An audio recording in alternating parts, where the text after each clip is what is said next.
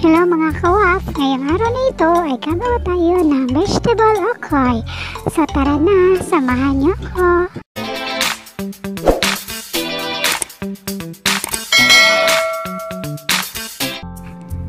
At narito ang ating mga sangkap mga kawaf. Meron tayong 200 grams na kalabasa, 200 grams na carrots, 1 1/2 cup na malunggay, isang bawang, isang itlog, at isang sibuyas. Ay ibang sangkap ay dyan nakikita natin sa screen. So ngayon ay gagamit ako ng food processor mga kawap para maging pinong-pino ang ating mga sangkap. Yung kalabasa, carrots, bawang, sibuyas, at ang malunggay. So gagamitan ko ng food processor para madali ako matapos sa aking pagluluto. Pero kung wala tayong food processor mga kawap, ay pwede rin na hati-hatiin natin ito ng pinong-pino yung mga sangkap natin. Sa paggamit nating food processor mga kawaf ay i-stop natin, hindi natin dediretso yung pagpino ng ating food processor dahil ma-overheat siya. So stop lang tayo mga kawaf para hindi ma-overheat yung ating food processor. Ang aking food processor mga kawaf ay nabili ko ito sa Shopee. So mura lang ito at gamit na gamit ko ito sa aking pagluluto. Habang pinipino natin mga sangkap mga kawaf ay paki-subscribe ng ating channel at pindutin ang bell button para ma-update kayo sa ating mga videos mga kawaf. Salamat! Siya nga pala mga kawaf, kapag konti lang kayo sa bahay ay kalahati lang ng recipe ang gagawin ninyo dito dahil marami na ang magagawa ng recipe ito.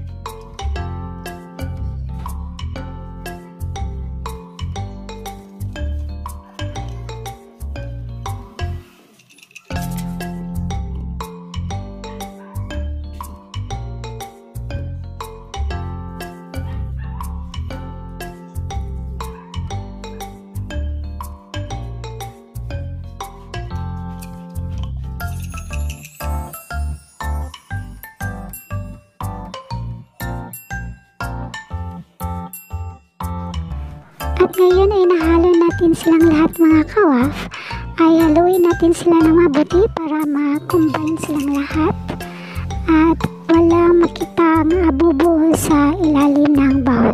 At lagyan natin ito ng 1 cup all-purpose flour, 1 cup cornstarch, at ihalo natin hanggang wala na makitang cornstarch. So gagamitin natin ang ating kamay para mahalo natin ng mabuti ang mga sangkap natin mga kawaf.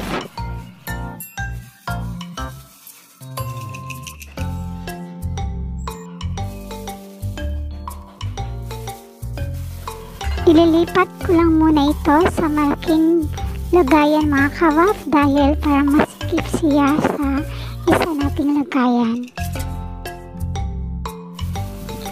Mekos lang natin ito mga kawaf at kapag nahalo na sila ay kukuha tayo ng isa pang bowl at sa isang bowl ay mag-crack tayo ng isang itlog at lagyan natin ito ng malamig na 1/2 cup na tubig at patis na 3 tablespoon. 3 kutsara yan na patis mga kawaf. At pagkatapos ay lagyan natin ito ng 1 teaspoon na black pepper or paminta at magic sarap. So konti lang na magic sarap or depende sa panlasa yun mga kawaf. At halu-haluin natin hanggang matunaw ang paminta at debit na ng maayos ang ating itlog. Pagkatapos ay halo na natin ang ating wet ingredients sa ating dry ingredients mga kawaf. At mekos-mekos pa rin mga kawaf, haluin natin ito na mabuti para makombine ang dry at ang wet ingredients. Ganitong texture na mga kawaf ang ma-achieve natin at pwede na natin itong iprito mga kawaf.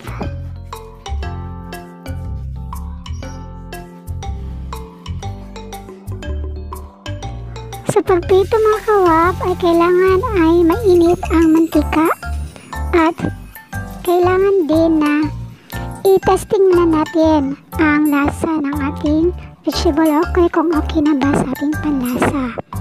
So, testing muna natin kung ano ang lasa. So, kapag hindi pa okay ay dagdagan natin.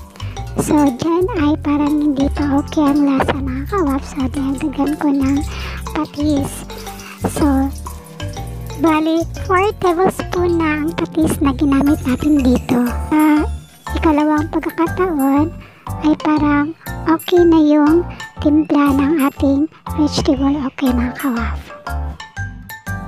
Sa pagprito natin vegetable okay mga kawaf ay kayo na lang magtansya kung anong laki yung gusto ninyo. So, pwede din na isang kutsara lang and then i-flatten ninyo ito para maging malapad yung vegetable okay niyo mga kawaf. So, kayo na na magtansya. Nasa sa inyo na yan mga kawaf. So, dito ay lulutuin natin hanggang mag golden brown mga kawaf at pwede na natin itong hanguin.